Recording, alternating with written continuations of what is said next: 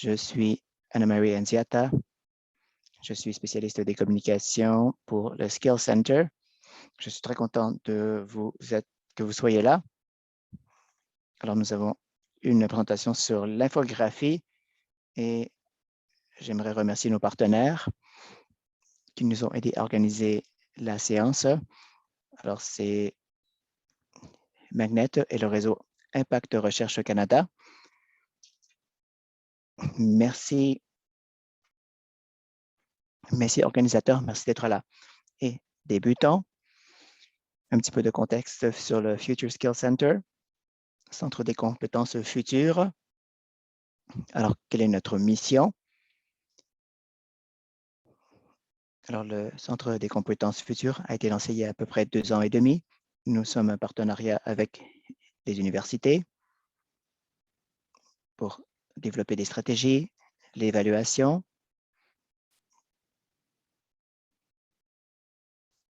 pour également travailler dans les projets de recherche.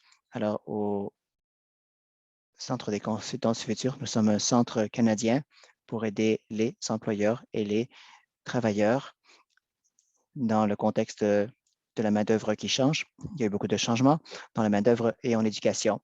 Et nous travaillons avec les partenaires pour aider les gens à naviguer à travers tout ça. De plus, en plus de la recherche, nous avons également une communauté de pratique.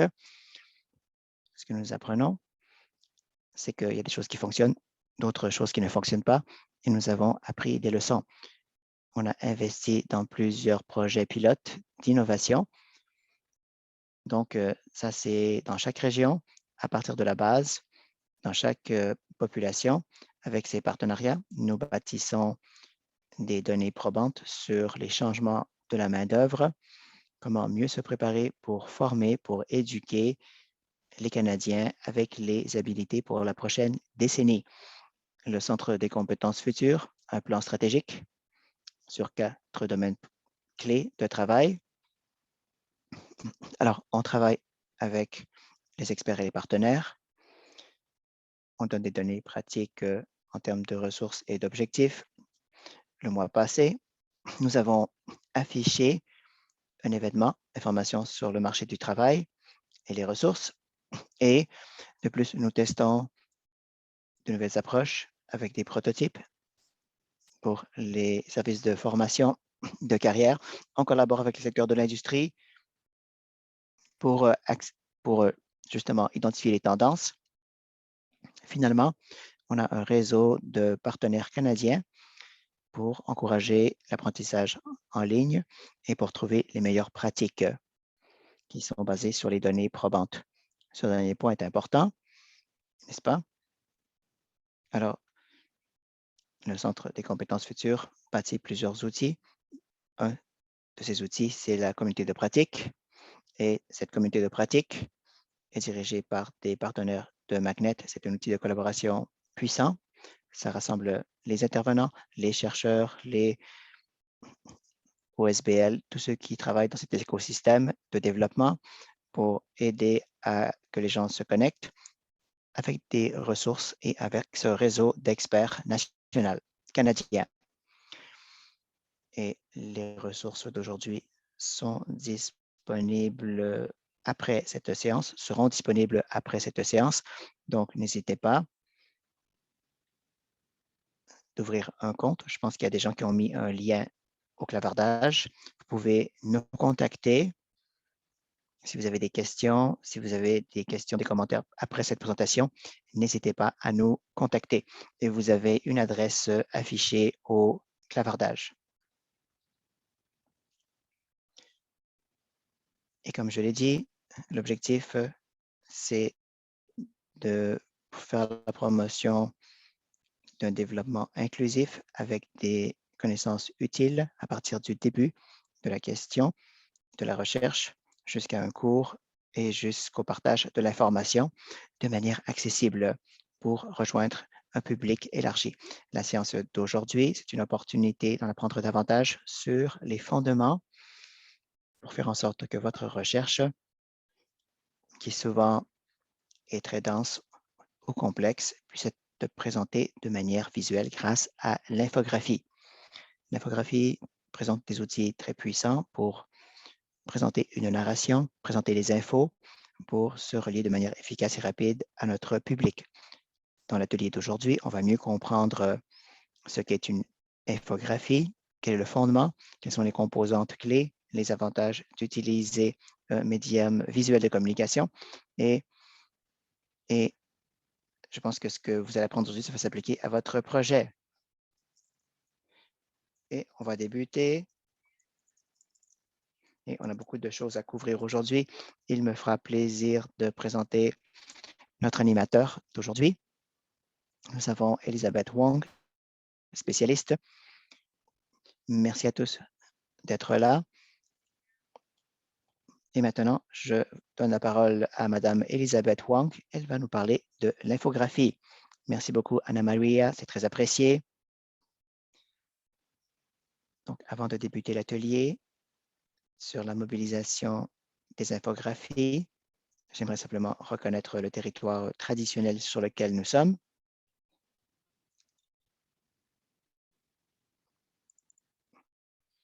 Alors, maintenant, nous sommes tous rassemblés dans cet espace.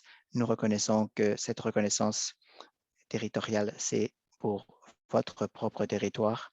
Si c'est le cas, prenez la responsabilité de reconnaître le territoire traditionnel sur lequel vous êtes. Nous reconnaissons que plusieurs nations autochtones ont des relations depuis très longtemps avec le territoire sur lequel elles sont depuis très longtemps.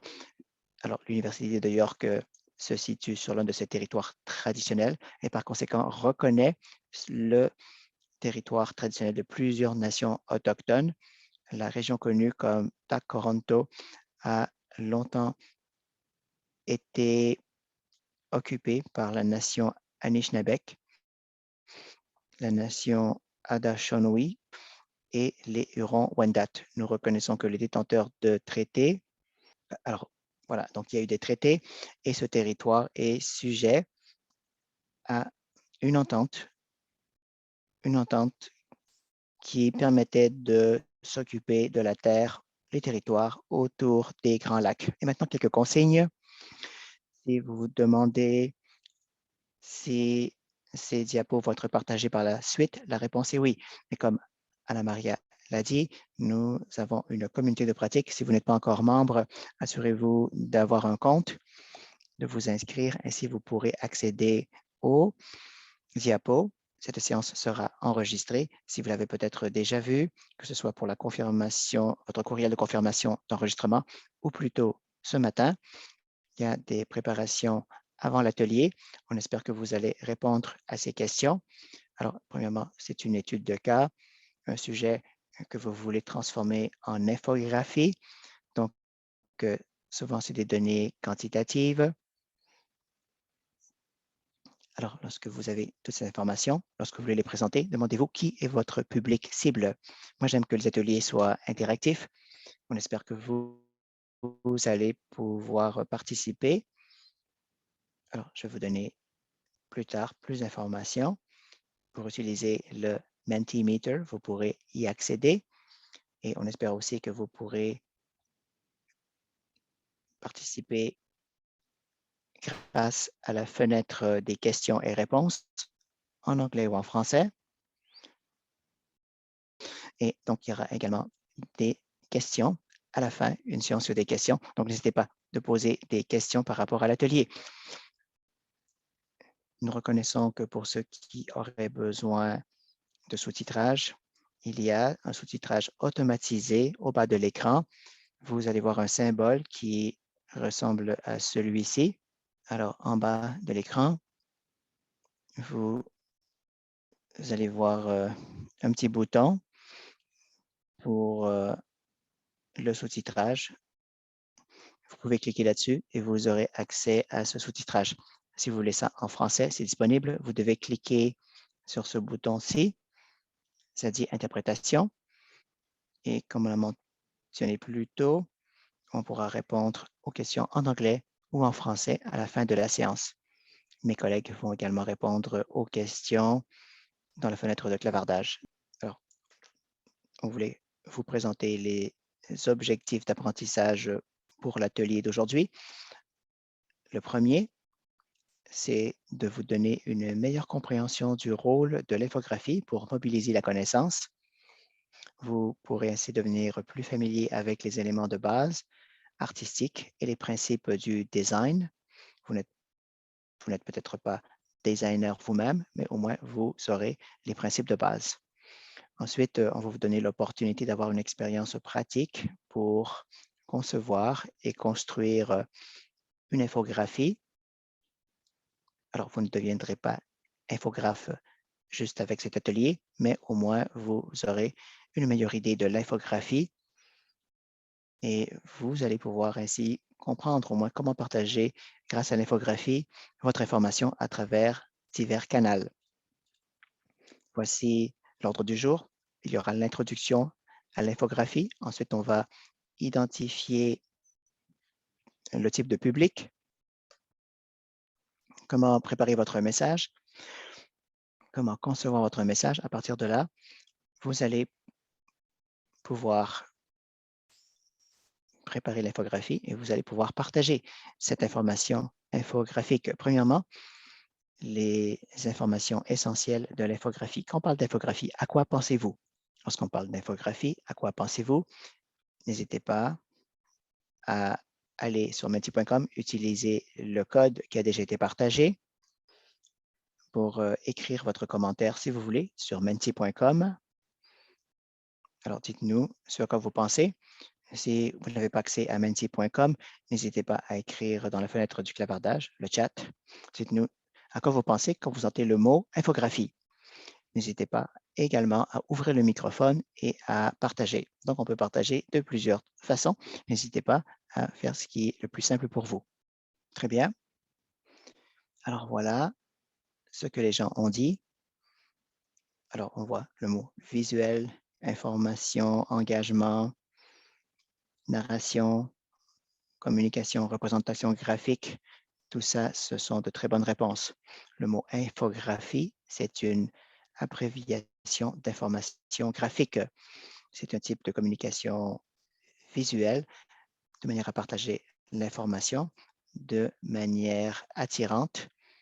Donc, l'infographie, comme on peut le voir dans la prochaine diapo, c'est une combinaison d'informations visuelles et de données pour créer une infographie. Alors, c'est la typographie, le texte et des informations visuelles. Ça peut être une information qualitative, ça peut être une opinion, ça peut être une information quantitative également, c'est-à-dire des données mesurables, etc. Ce qui fait que cela vous donne une connaissance, une perspective en combinant des données avec des graphiques. Et selon vous, quels sont les avantages de l'utilisation des informations visuelles pour communiquer un message? Quels sont les avantages de l'utilisation d'informations visuelles pour communiquer un message? N'hésitez pas à partager votre réponse dans le Mentimeter ou au clavardage. Merci de votre participation. Alors, nous voyons ici certaines des réponses. On sait que c'est plus facile à comprendre. C'est rapide. C'est plus facile à comprendre. C'est attirant. C'est efficace. Ça attire l'attention. On peut se connecter au public. Tout à fait. Une image, souvent, c'est mieux pour partager une information plutôt que seulement des chiffres. Très bien. Excellente réponse. Et quelqu'un a dit que cela est invitant, ça crée plus d'impact. Ouais, on parle d'impact plus fort. Alors, toutes ces réponses sont bonnes. En résumant certaines de ces réponses, ce qu'on a découvert, c'est que certains processus du cerveau sont plus efficaces pour traiter l'information visuelle. L'information, c'est plus flexible en termes de communication interculturelle. C'est une manière également d'attirer l'attention. C'est esthétique. C'est plus facile de présenter des informations de manière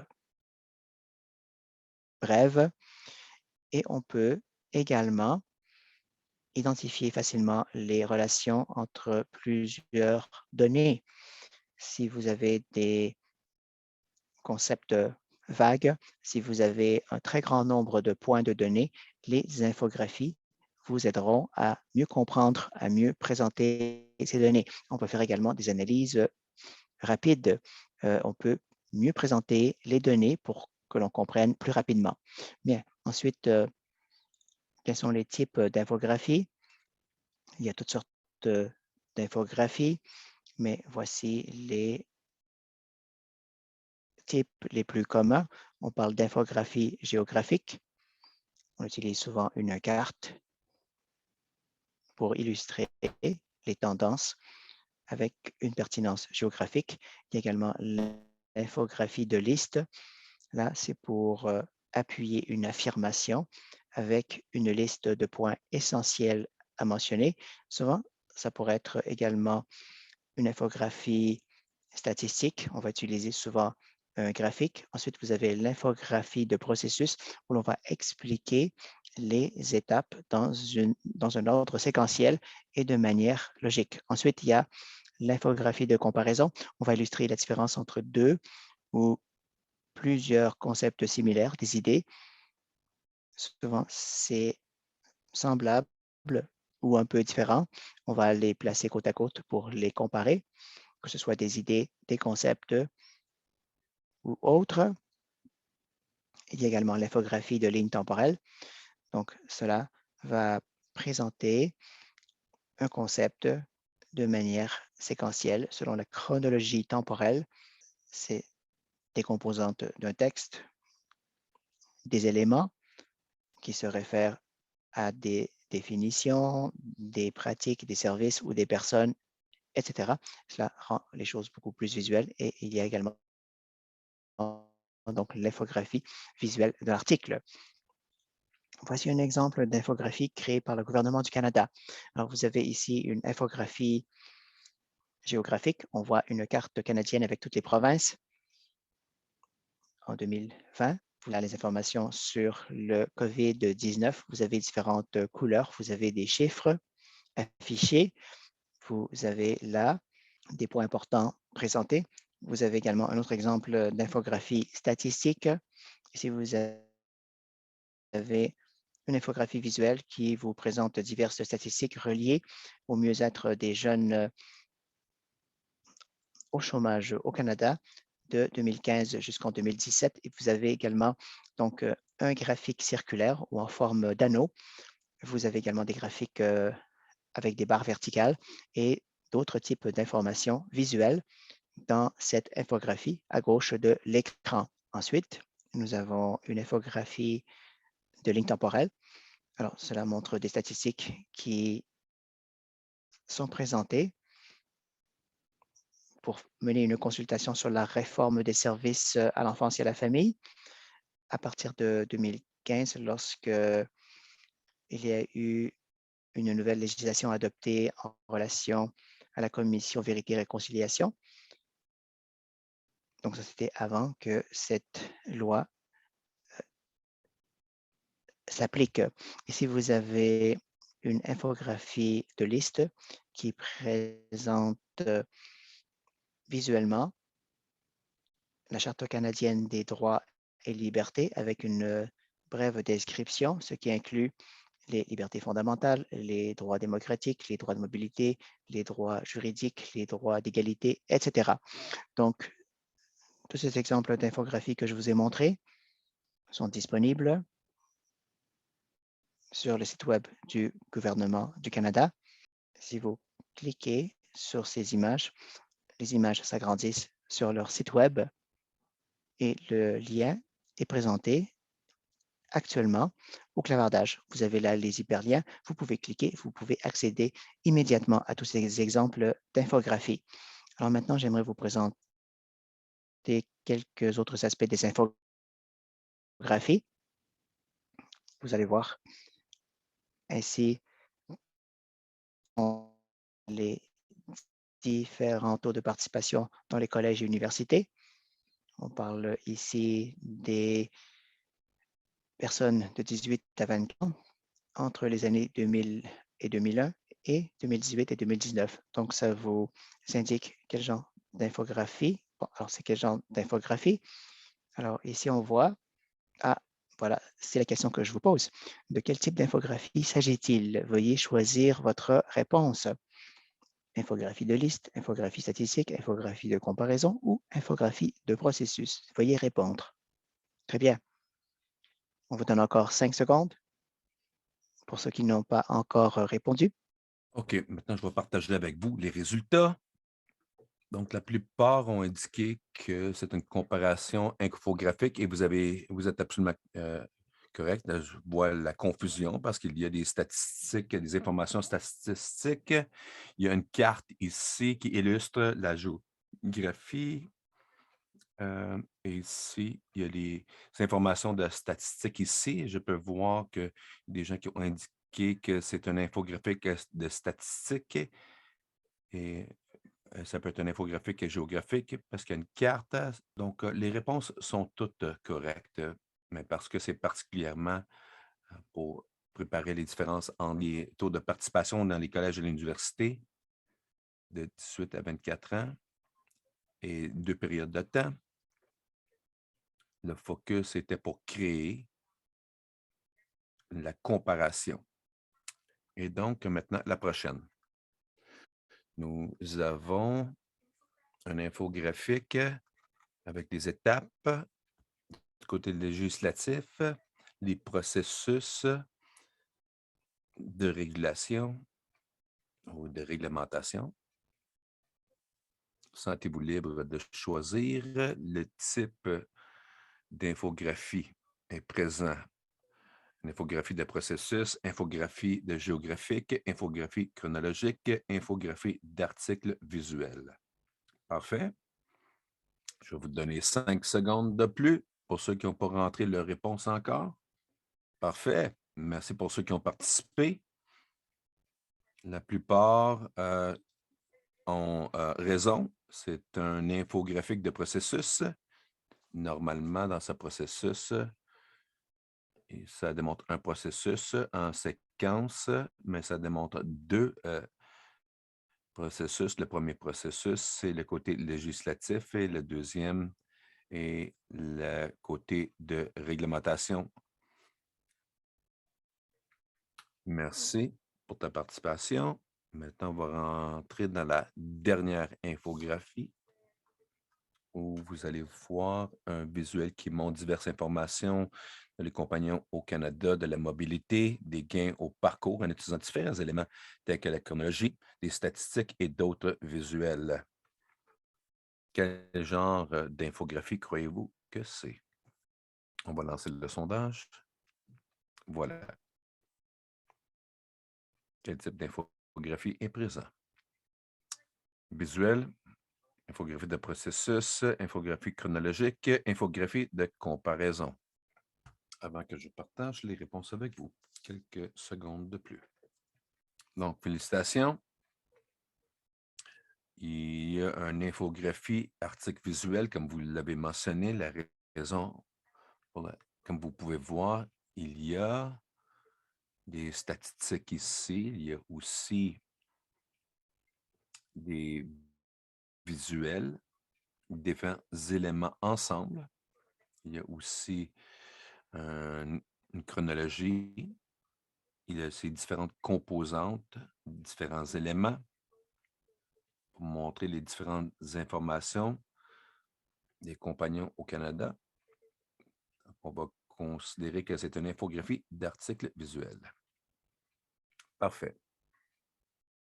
Maintenant, quand vous avez identifié et été exposé à vos différents types d'infographiques, pensez à qu'est-ce qui fonctionne mieux pour votre infographique sur lequel vous allez travailler durant cet atelier. Lorsqu'on parle au sujet d'infographique, il y a une variété. Maintenant, c'est à vous d'arriver, si vous n'avez pas déjà fait, avec un sujet d'infographique que vous voudriez considérer avec cet atelier. Donc, comme vous avez été exposé aux différents infographiques, tels qu'une infographie chronologique, une liste, comparaison, processus géographique, statistique, visuel et d'articles. Quel genre d'infographie voudriez-vous appliquer ou traiter ou préparer durant cet atelier? Donc, si vous n'avez pas de sujet encore pour vous donner des idées pour un infographique que vous pourriez choisir, par exemple, un infographique chronologique pour voir comment que c'est aujourd'hui, depuis son inception, possiblement penser un sujet où vous voudrez montrer une liste de ce que vous avez besoin et les participants pour faire partie du programme. Une liste ou possiblement que vous avez des données qui vont parler des résultats avant et après COVID-19, peut-être un infographique de comparaison ou possiblement de vouloir raconter une histoire pour décrire à votre auditoire euh, ou par un processus, un visuel qui illustre le graphique de processus. Peut-être que je veux montrer à mon auditoire un concept que vous êtes en train de concevoir ou ce que vous voulez vraiment créer. C'est une carte qui démontre tous les différents types de participants au programme inscrits à votre formation partout au Canada.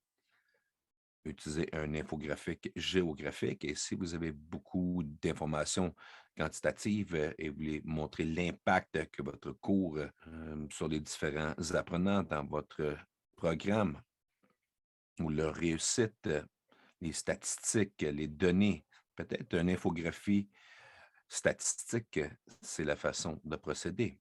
Je vais vous donner quelques instants pour penser à quel type d'infographique que vous voulez créer. Prenez note. Une fois que vous êtes terminé, je serai heureuse de continuer. Parfait. Donc, la prochaine session, c'est d'identifier l'auditoire. Donc, ce que je veux dire par identifier l'auditoire, est-ce que l'auditoire, quand on pense à la cible, les différents éléments et composantes qu'on doit penser, c'est pas parce que des fois, on veut partager l'infographie avec un auditoire général, ça serait bien de cibler un auditoire particulier. Lorsque vous ciblez un auditoire particulier pour l'infographique, il y a certains éléments que vous devez considérer. Est-ce que votre auditoire comprend euh, le langage que vous communiquez pour s'assurer qu'il n'y a pas de barrière de langue? Ou si on pense à l'auditoire, où est leur alphabétisation et la numérité? Est-ce que la connaissance et les compétences et le comportement pour comprendre, se conformer dans les concepts mathématiques et à différentes situations? Quand je me réfère à l'alphabétisation, de pouvoir parler, écrire et comprendre la langue dans laquelle vous fournissez votre infographique.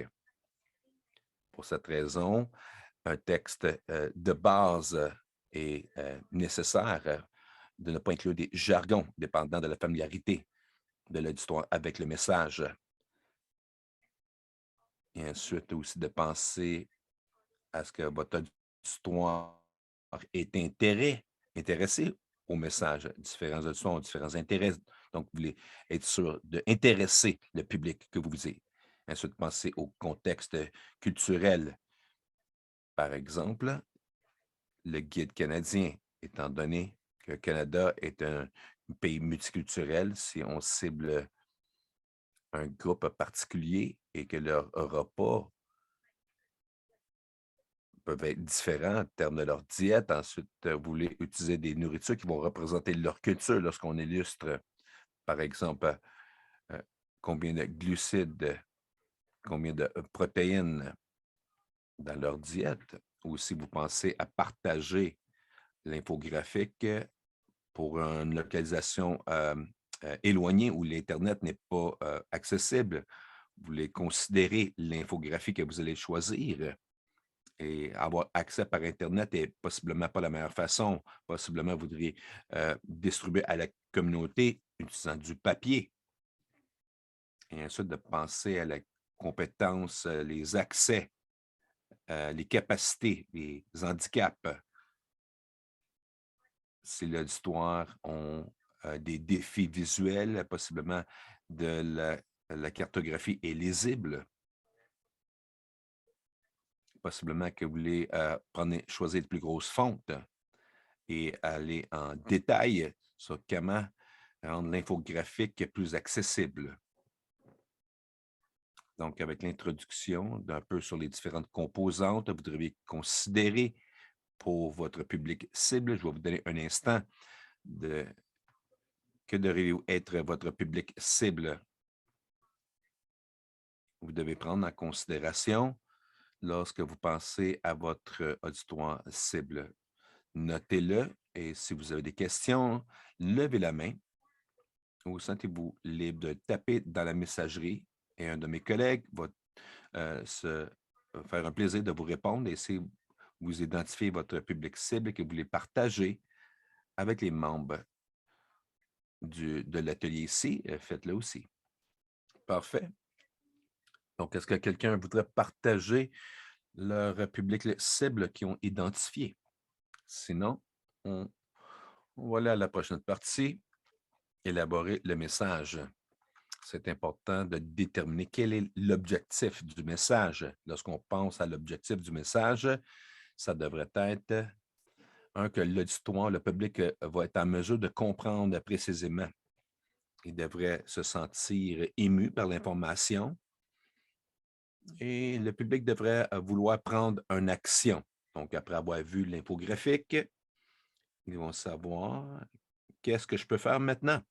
Et donc, durant l'élaboration du message, il y a quelques étapes que vous pouvez prendre pour développer le message. Donc, premièrement, collecter les données qui peuvent aider à fournir un contexte pour soutenir votre point principal du message. Et ensuite, quand vous avez collecté les données, c'est le temps d'organiser, structurer, l'organiser de façon qui est logique, qui correspond à l'ordre de lecture du contenu, à la conception, que ce soit du haut vers le bas et ensuite des entêtes, des sous-titres pour vous aider à organiser le concept. Et lorsqu'on utilise différents entêtes et de sous-titres, assurez-vous que vous utilisez un titre clair et descriptif. Et si vous utilisez les listes numériques qui peuvent être super utiles pour numéroter les processus. Et une fois que vous avez collecté les données, organisé le contenu, vous êtes prêt à rédiger un message. Assurez-vous que c'est un message qui est clair et facile à comprendre, que ce soit écrit dans un langage, un ton approprié, de se référer à essayer d'éviter d'utiliser les jargons ou d'éviter d'utiliser un langage qui n'est pas familier à votre public cible. Parler et penser de leur alphabétisation, leur niveau. Est-ce que c'est un langage qui correspond avec eux, qui sont familiers et confortables? C'est des exemples pour vous aider à voir est-ce que c'est un langage, un ton approprié. Évitez d'utiliser des paragraphes et des textes centrés. Ça peut être un peu trop encombrant et vous voulez vous assurer que tout est organisé et facile à comprendre et facile à lire.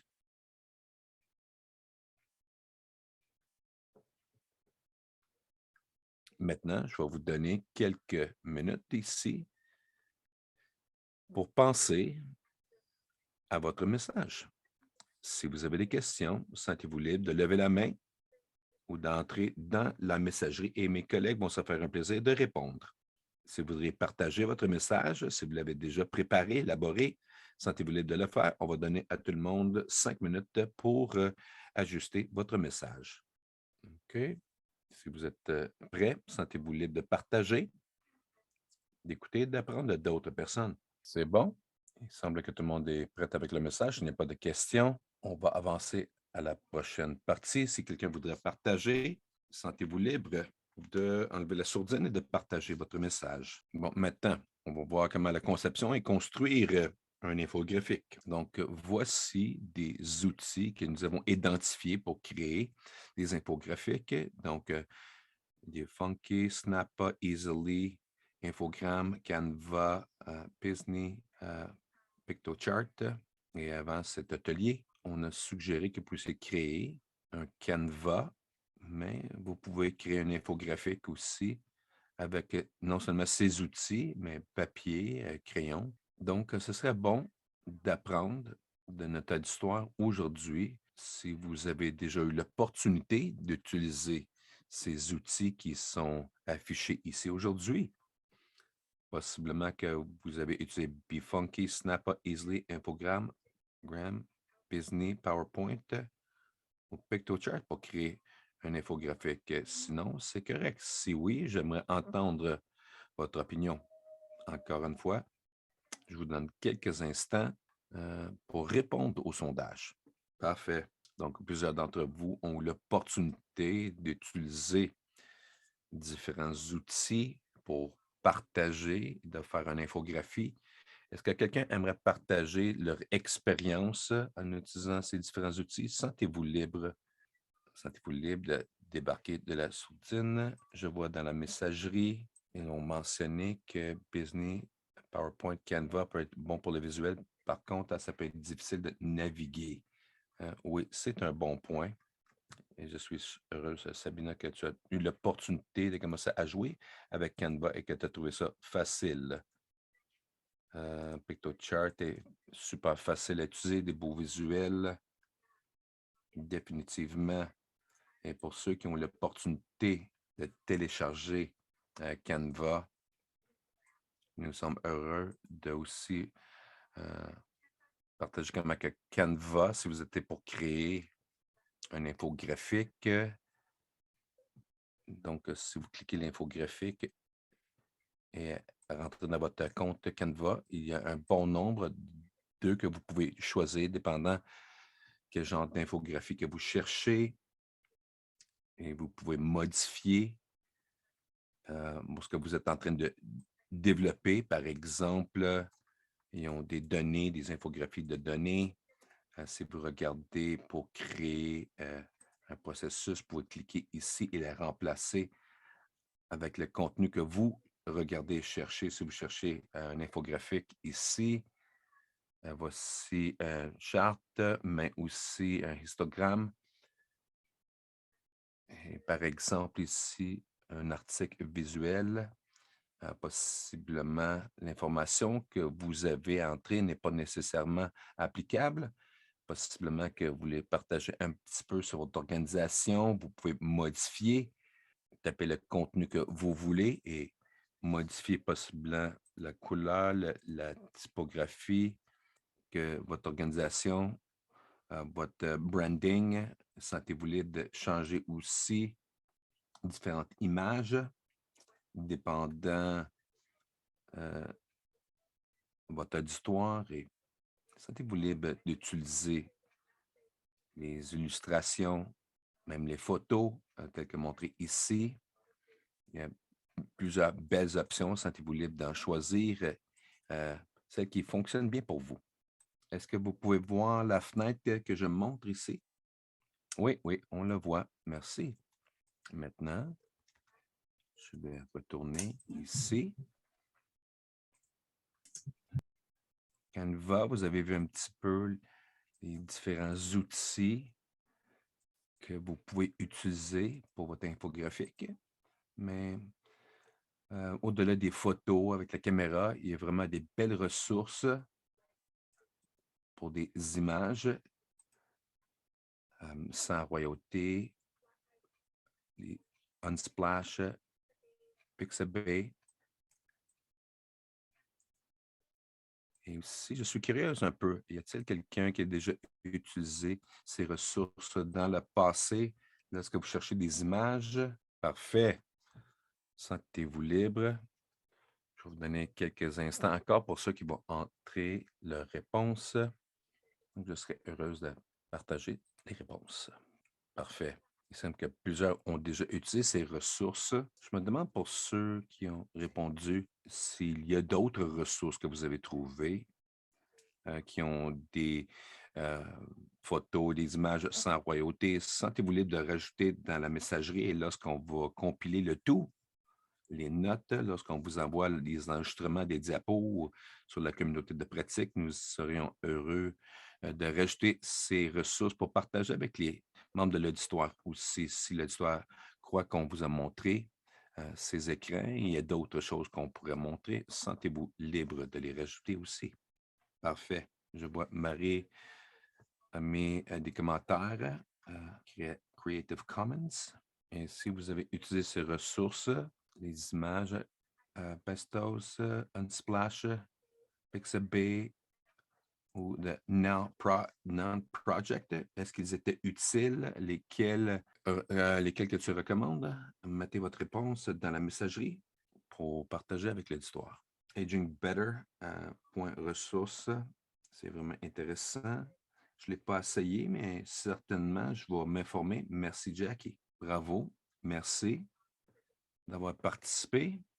Et maintenant, on va aller aux outils de conception. Donc, il y a plusieurs outils de conception lorsqu'on conçoit l'infographie pour définir le visuel, des façons pour mettre en phase sur le contenu. La couleur en est une partie importante, mais pas la seule. Il y a d'autres façons pour mettre de l'emphase aussi sur du contenu, peut être la texture, des lignes, des valeurs, des formes, la grandeur, l'échelle. Et étant donné la couleur, affecte l'auditoire qui va recevoir l'information. On recommande que vous allez choisir une couleur qui va donner un ratio de 3 à 1. Et comme je mentionné plus tôt, c'est vraiment important en termes de rendre l'information accessible pour l'auditoire lorsque vous essayez d'avoir un contraste de 3 à 1, de s'assurer que la couleur de premier plan et d'arrière-plan, la couleur du texte de couleur arrière-plan, le texte lié et texte non lié environnant un ratio de 3 à 1. Donc, voici, on vous a donné quelques outils pour vous aider à déterminer les ratios. Donc, l'accessibility and contrast ratio. Et on va voir ce qu'on veut dire ici par contrast ratio. Et comme vous pouvez voir plus tôt, j'ai mis les couleurs des deux visages sourires ici dans le PowerPoint.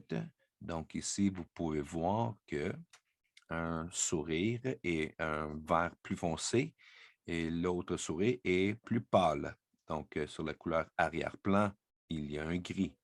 Donc, le gris représenté par la couleur hex, E6, E6, E6.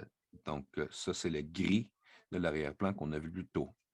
Et la couleur texte ou le sourire était représenté par la couleur hex de 54803A.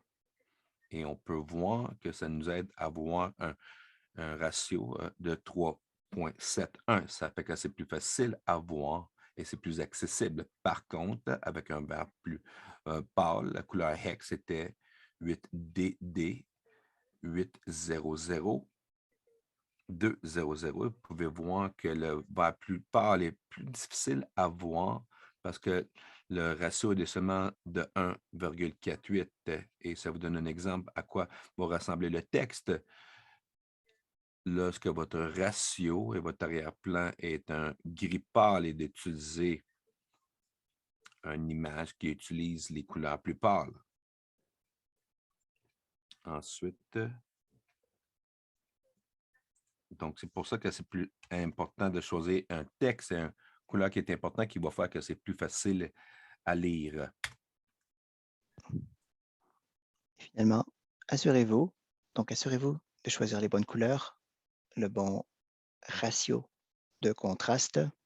Et si vous allez pouvoir souligner le contenu dans votre infographie, alors la taille est importante aussi. Vous pouvez choisir également une échelle. Pas une échelle. Vous pouvez choisir une valeur plus sombre pour présenter certains éléments. Vous pouvez également utiliser diverses formes pour montrer les différences entre divers éléments de l'infographie. Alors, les principes fondamentaux du design, c'est ce qui est utilisé pour bien partager un message. Alors, certains des principes sont présentés ici à l'écran. Les principes fondamentaux du design, ça peut être la répétition, l'espace, le contraste, la proximité, l'alignement et l'équilibre. Ainsi, les gens pourront mieux percevoir l'information infographique, par exemple le contraste. Vous voyez, tous ces ballons sont bleu pâle, mais il y en a un seul qui est en haut et qui est rouge d'une autre couleur. Celui-là se démarque. Proximité, vous avez ici un homme avec un enfant. Vous voyez à quel point ils sont près l'un de l'autre. La proximité, ça crée un impact. Et dans l'infographie, il peut y avoir du texte. Quand vous utilisez le texte, c'est important de choisir la bonne taille.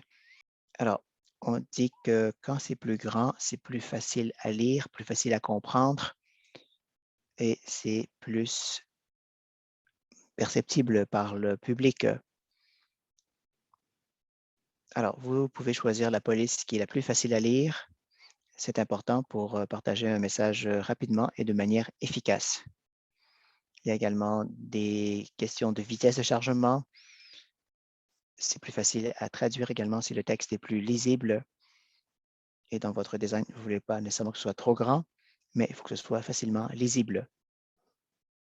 Il faut que ce soit facilement accessible pour le public. Une autre façon d'agir, c'est d'utiliser un texte alternatif. Il y a des personnes qui peuvent être malvoyantes, qui ont de la difficulté à lire. Alors, voici quelques petites recommandations. Par exemple, donc à gauche, les choses à faire, à droite, les choses à ne pas faire.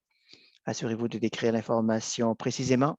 Vous pouvez donner un transcript pour l'infographie relié à une image de type JPEG, PNG, etc. Vous assurez ainsi que l'information est la même que l'information de l'infographie, l'information du transcrit, la même que l'information de l'infographie. Alors, si vous décrivez des images décoratives, décrivez ces images telles que décoration dans le texte parce que ces images sont là purement pour décoration. Vous pouvez simplement décrire décoratif ou décoration. Ainsi, le public va comprendre que c'est une image qui ne présente pas une information importante, mais c'est là simplement comme image de décoration. Vous pouvez également indiquer la destination du lien, et à droite, les choses à ne pas faire. Vous ne pouvez pas, n'utilisez pas plutôt le nom du fichier comme alternative de texte, tel que oct.jpg. Deuxièmement, n'utilisez pas de phrases telles que image de ou bien graphique de dans le texte alternatif parce que c'est déjà une image. Alors, évitez finalement de répéter l'information présentée dans le texte, évitez de répéter l'information qui est déjà tout autour de ce texte. Alors, évitez les répétitions, mettez là de l'information pertinente. Donc, si vous avez une image avec un texte, s'il y a un lecteur de texte, ça doit être facile à comprendre, surtout si c'est une image pour une personne malvoyante. Alors, parfois, vous voulez également ajouter des liens dans l'infographie. Si vous choisissez d'ajouter des liens, voici quelques recommandations pour ces hyperliens. Utilisez un texte de lien descriptif. Il faut que ce soit clair et précis. Deuxième recommandation, assurez-vous que le texte de ce lien soit facile à reconnaître. On dit on va utiliser plus qu'une couleur pour distinguer le texte du lien. Finalement, utilisez un texte de lien unique, à moins que les liens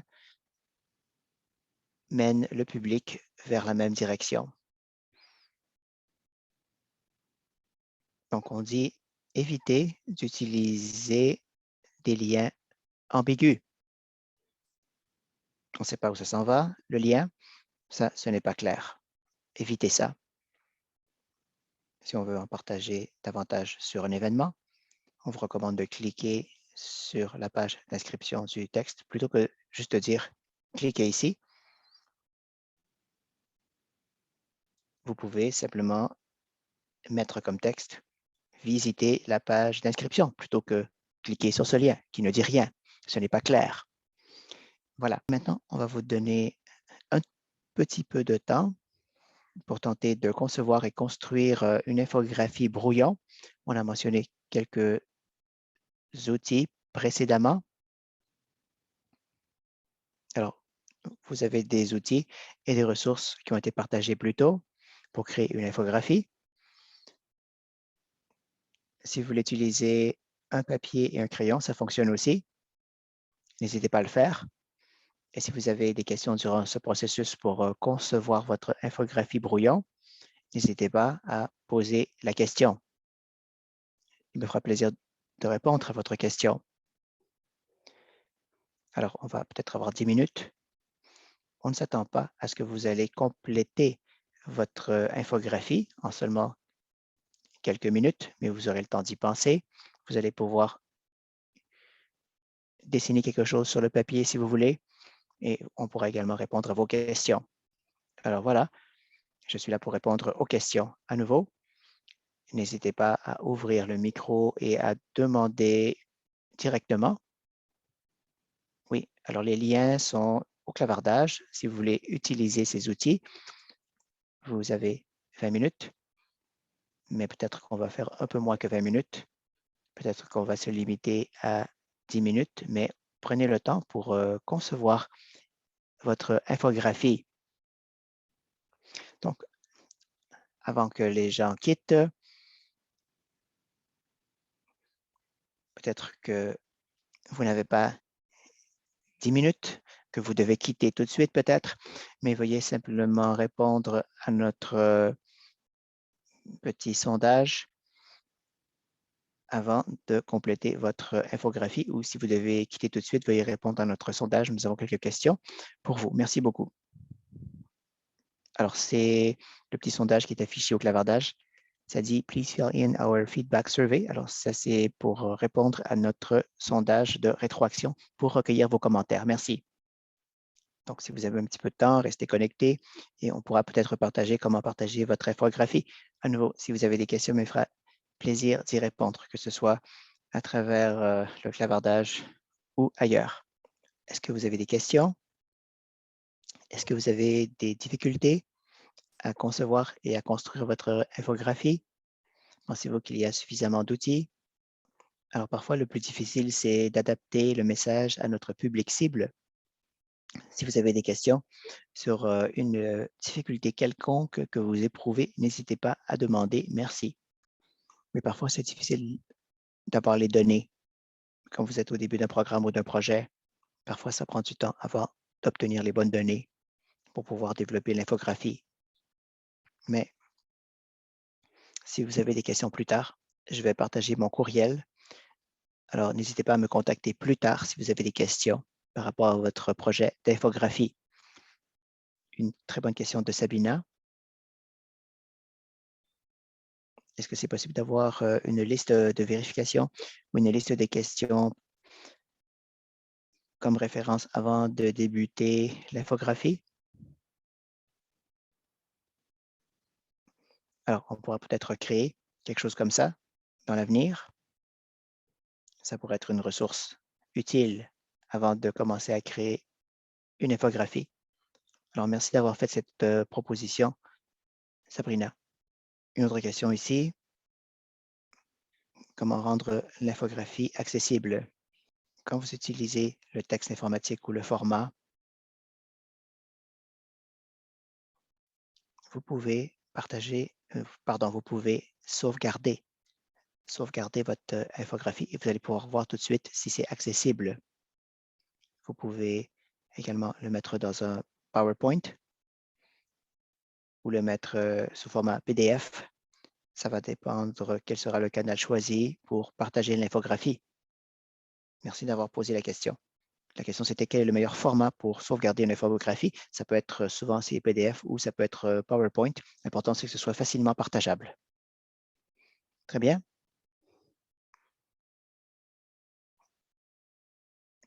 On va encore vous donner 4 minutes avant de continuer. 4 minutes. Question de Jackie. Comment est-ce que vous montrez 1 sur 4? J'ai inserté une bannière de gens dans 2 différentes couleurs, mais je ne peux pas les manipuler. C'est la question. Ce que je pourrais faire, c'est faire une petite démonstration. Alors, je vais montrer la question de une personne sur 4. Alors, ce que j'aime ici, c'est que ça vous permet de choisir.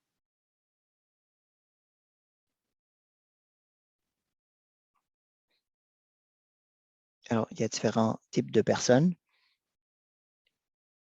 et vous avez également ici l'espacement, par exemple. Ici, vous avez le total, 4 personnes, par exemple, et vous voulez que 1 sur 4 seulement soit rempli. Voilà. Et vous pouvez également choisir l'espacement. Donc maintenant, il y a une personne sur 4. Voyez-vous? Vous pouvez changer les couleurs si vous voulez en utilisant ces 2 boutons. Ça, c'est le petit outil pour représenter des personnes. Vous pouvez représenter un pourcentage. Par exemple, une personne sur 4. Vous pouvez choisir les couleurs. Alors, vous pouvez changer la couleur. Est-ce que ça répond à votre question, Sarah? Bien, merci. Bien entendu, on ne s'attend pas à ce que vous allez avoir une infographie complète immédiatement. C'est juste un exercice. On était là surtout pour répondre à vos questions. Mais je vais partager également mon adresse courriel. Ainsi, vous pourrez m'envoyer vos questions. Si vous n'aviez pas de données, par exemple, là, vous allez avoir le temps de trouver quelques données et me poser des questions plus tard. Et maintenant, le partage de l'infographie. Vous pouvez partager votre infographie en ligne. On peut le faire en personne ou on peut faire des impressions. Cela dépend de votre public cible. Peut-être que la personne cible, le public cible n'a pas accès à l'Internet. Vous avez peut-être besoin d'imprimer votre information infographique. Ça peut être une affiche. Les infographies peuvent également être incluses dans des documents institutionnels. Parfois, il y a des documents complexes qui veulent également partager l'information de manière plus simple grâce à l'infographie. Ou bien vous pouvez partager vos infographies à travers les médias sociaux tels que Twitter, Instagram, etc. Et finalement, de nos jours, beaucoup de gens utilisent des appareils mobiles pour accéder à l'information. Alors, si vous choisissez de partager les infographies pour les appareils mobiles, on vous recommande de vous assurer que l'infographie doit pouvoir être lue par un écran d'appareil mobile. On parle surtout des appareils de type iOS ou Android. Les liens de l'infographie doivent être fonctionnels. Lorsque vous utilisez un appareil mobile, vous devriez vérifier après avoir publié votre infographie. Assurez-vous que c'est accessible et fonctionnel également sur les appareils mobiles. Si tel est votre souhait, lorsque l'on agrandit l'infographie, lorsqu'on fait un zoom, vous voulez vous assurer que le contenu ne va pas se déplacer, qu'il ne va pas se superposer à d'autres informations et que l'information va changer de taille de la bonne façon. Donc, la question ici, c'est avez-vous d'autres idées? Comment peut-on également partager les infographies? Si ce n'est pas imprimé, si ce n'est pas en personne, si ce n'est pas en ligne, si ce n'est pas sur les appareils mobiles, y aurait-il d'autres façons de partager ces informations infographiques? Ces infographies plutôt? C'est une question pour vous. Y a-t-il d'autres moyens de partager les infographies? N'hésitez pas d'utiliser l'outil Mentimeter, Mentimètre. Oui, ça peut être à travers une application. Oui, très bonne réponse, à travers les apps ou les applications. Oui, j'aime cette idée. On pourrait, on pourrait également diviser ça en plusieurs parties. Dans une infographie, dans un article, parfois, il y a tellement d'éléments. Il pourrait y avoir une infographie géographique, une autre infographie par graphique, une autre par carte. géographiques, etc. Bon, alors on peut avoir plusieurs types d'infographies pour le même article. Quelqu'un a également mentionné qu'on peut créer des parties, on peut soutirer des parties de l'infographie pour les médias sociaux. Certains disent qu'on peut partager les infographies à travers les sites web, d'autres à travers les lettres d'envoi, etc. Finalement, nous sommes arrivés à la période des questions. Y a-t-il des questions que vous voulez poser? Avez-vous des questions? Alors, je vais rester encore ici quelques minutes si vous avez des questions. Et après cet atelier, si vous avez des questions, à nouveau, je vais écrire mon adresse courriel au clavardage. Si vous avez des questions dans l'avenir, n'hésitez pas à me demander après cet atelier. Merci beaucoup de votre participation. Oui, voilà. Et donc, je vais rester encore connecté quelques minutes au cas où vous ayez des questions. Voici mon information de contact. Voici comment me rejoindre si vous avez des questions. Alors, restez connecté avec le centre des... Restez connecté avec notre centre. Nous allons avoir d'autres activités dans l'avenir. N'oubliez pas que nous avons une communauté de pratique. Si vous n'êtes pas encore inscrit, inscrivez-vous, ouvrez un compte. Notre adresse est à l'écran, fsc-ccf.ca. Avant de quitter, à nouveau, s'il vous plaît, veuillez remplir notre sondage. Voilà. Merci beaucoup de votre participation à nouveau. L'information est à l'écran. J'espère que vous avez apprécié cette séance. J'espère entendre des nouvelles de votre part dans l'avenir. J'ai partagé mon adresse courriel. Merci beaucoup. N'hésitez pas à m'envoyer des questions. Merci.